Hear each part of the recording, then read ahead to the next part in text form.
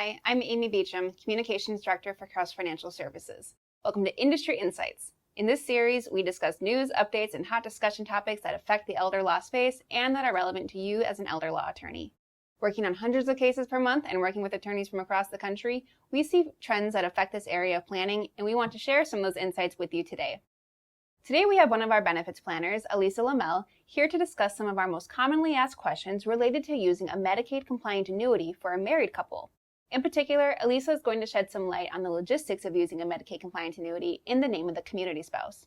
Welcome, Alisa. Thank you for having me, Amy. So to start off, can you tell us what a typical Medicaid compliant annuity plan for a married couple looks like? Of course. So typically when we see a married couple contact our office looking to purchase a Medicaid compliant annuity, we see the annuity structured with the community spouse as the owner of the policy. And is there a reason that it wouldn't be structured in the name of the institutionalized spouse? Yeah, so the income that the institutionalized spouse would receive from the Medicaid compliant annuity, if they were listed as the owner, would then be used towards their monthly copay at the nursing home each month. So essentially, we're taking away extra income that the community spouse could receive and giving that to the nursing home. Okay. And then a timeline as far as that goes, when is the Medicaid compliant annuity purchased?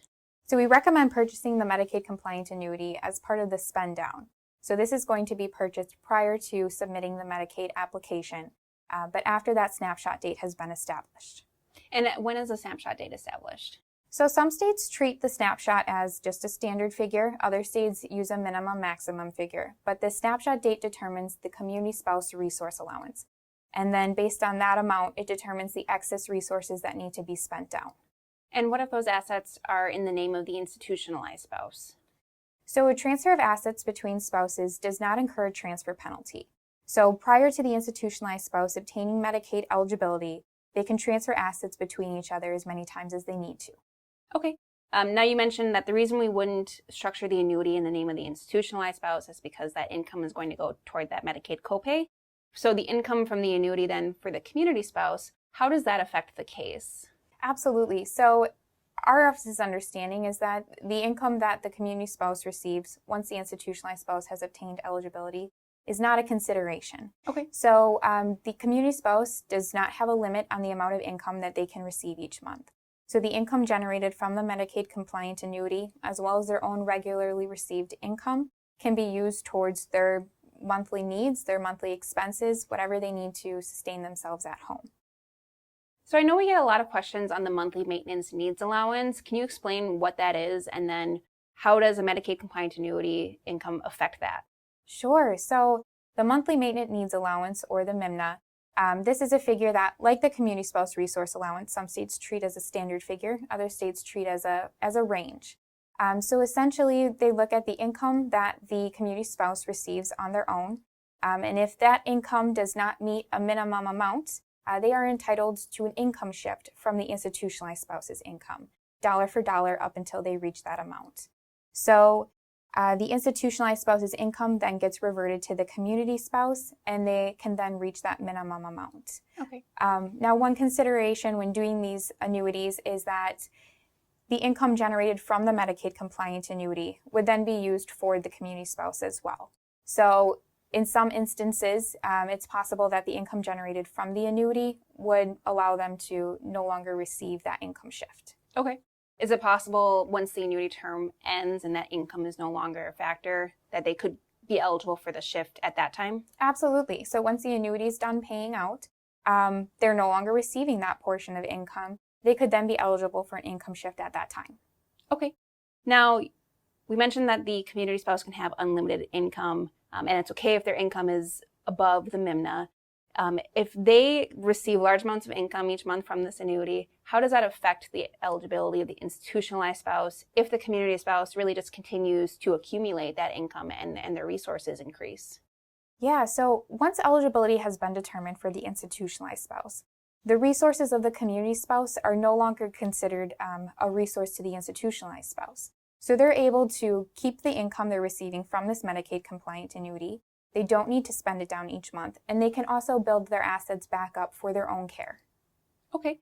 And what happens if the community spouse predeceases the annuity term?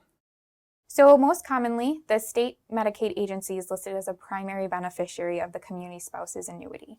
In some states, it may be an institutionalized spouse that can be listed as a primary beneficiary, but most commonly we see the state Medicaid agency. At that time, upon the death of the community spouse or the annuitant, the state Medicaid agency could have a claim to any funds remaining in the annuity up to the amount of benefits they've paid on behalf of the institutionalized spouse. Some states will make that claim right away, and they will request those funds. Other states may leave that claim open until the institutionalized spouse has passed away. Okay. So it sounds like, there's a lot of flexibility in choosing a term, and kind of what we've discussed so far, there are a lot of pros and cons to either going long or going short.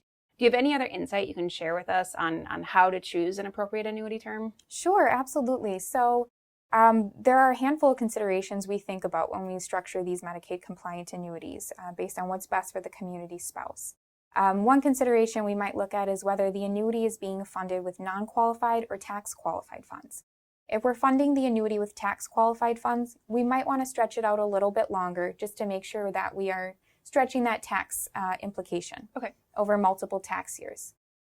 If the health of the community spouse is a little bit questionable, or we're concerned that our community spouse might need nursing home care in the near future for themselves, we might want to structure the annuity a little bit shorter just to make sure that that annuity is done paying back to the community spouse as quickly as it can. Okay. And it's my understanding as well that if attorneys have questions on any of this stuff, we can certainly take a look at their case facts and make a recommendation for them. Absolutely, be happy to. All right, great. Well, thank you very much, Alisa. For more information on this Medicaid compliant annuity strategy and more, head to the Attorney Access dashboard on our website, where you'll get access to the latest content from our office, including more videos, webinars, articles, and news. And of course, you can always contact our office at 855-552-5893 to speak with Alisa and our team of benefits planners. Thanks for watching.